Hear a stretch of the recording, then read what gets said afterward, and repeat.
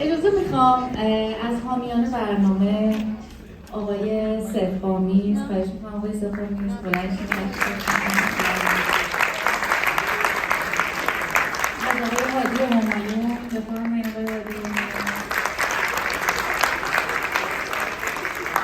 خانم الهام جمشیدی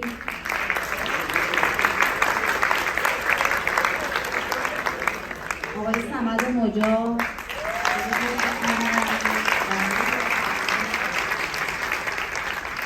عزیز دل داریم به اسم خانم عابدی و آقای زاهدی که همیشه زحمت‌های ما گردنشون رو خواهش می‌کنیم. آقای زرین‌مهر بزرگوار که مسئولیت فرهنگی شهر تقریبا یه تنه به دوششون رو فکر کنم تشریف ندارن. آقای نامور عباسی که زحمت کشیدن. آقای عباسی کجا هستین؟ آقای عباسی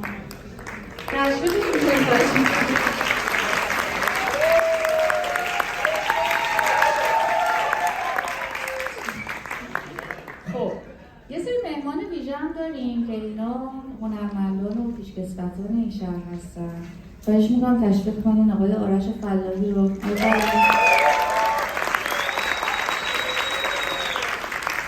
آقای عارف محمدی اگر تشریف دارن. آقای مصطفی عزیزی نازنین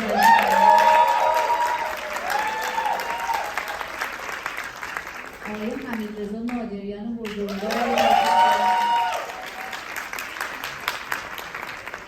خانم شبنم فرشادجور خواهش می‌کنم و خانم فریبا داوودی بزرگوار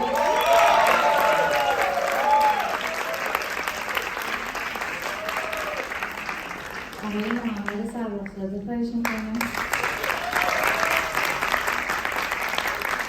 اشکالی برای کسی رو از قلم انداختم ولی اجازه بدین آقای سلطانی، آقای صفاریان، خانم کوهستانی و آقای کیوان و بریاجان تشریف بیارید. خواهش می‌کنم در این برنامه بدون شماها امکان پذیر نه. آقای سلطانی خواهش می‌کنم.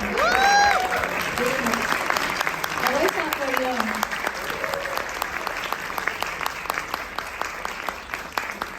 خانم بهناز کوهستانی هر جا هستی اگر صدای من و آقای کیوان گنجی.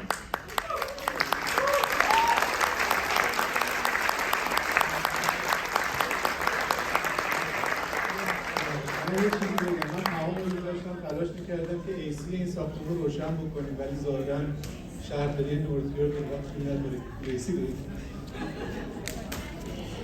مرسی که تا این لحظه کنار ما بودیم. گروه ادراک آقای صفاریان صحبتی داریم با عزیزان. خیلی از زحمت ها کردن آقای صفاریان.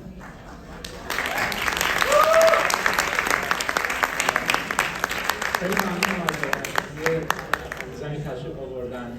ما فقط خواهش که دارم اینه که برای اینکه حقی از اینا ضایع نشه تا آخرین لحظه تشریف داشته باشید، همه اجراها رو ببینید و رأی بدید. و من به خاطر گرمای سال منم معذرت میخوام.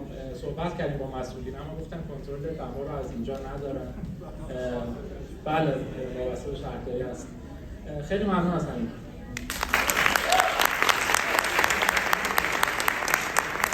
و یه تشکرم از خودتون که انقدر باحال پایه.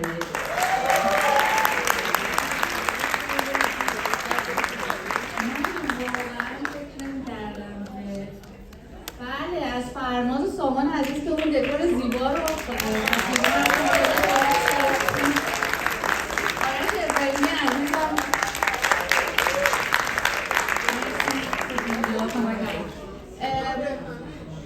سینا بهمنش نازنین من سینا رو از خودم میدونم. اوکی ببینید تا آخر برنامه چیزی نمونده، تحمل کنید گروه آخر هم بشنوید. خیلی گروه باحالی داریم، بعدش اهدای جوایز داریم.